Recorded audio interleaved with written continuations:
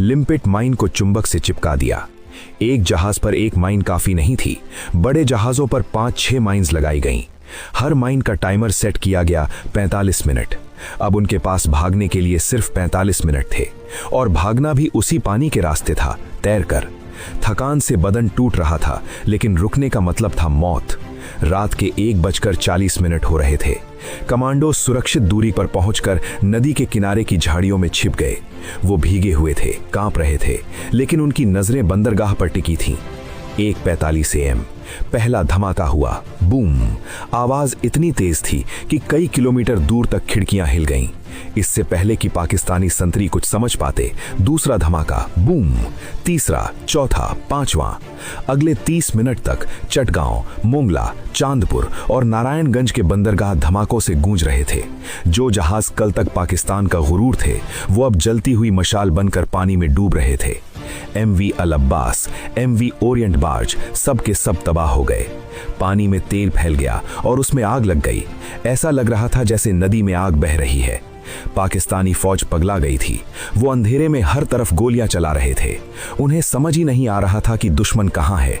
वो पानी में गोलियां मार रहे थे, हवा में मार रहे थे, लेकिन हमारे कमांडोज, वो तो अपना काम करके उस धुएं और अंधेरे का फायदा उठाकर गायब हो चुके थे।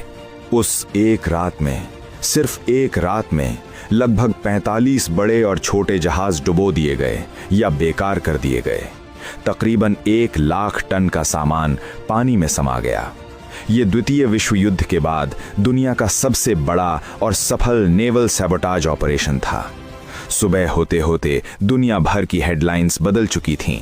BBC, वॉइस ऑफ अमेरिका, सब जगह यही खबर थी कि पूर्वी पाकिस्तान के बंदरगाह तबाह, बंगाली बागियों का घातक हमला। इस हमले का असर सिर्फ जहाज़ों के डूबने तक सीमित नहीं था, इसका असर बहुत गहरा था। सप्लाई लाइन का खात्मा। पाकिस्तान अब अपने सैनिकों को रसद और हथियार नहीं भेज पा रहा था। चटगांव बंदरगाह इतना जाम हो गया कि वहां कोई नया जहाज आ ही नहीं सकता था। मनोवैज्ञानिक हार।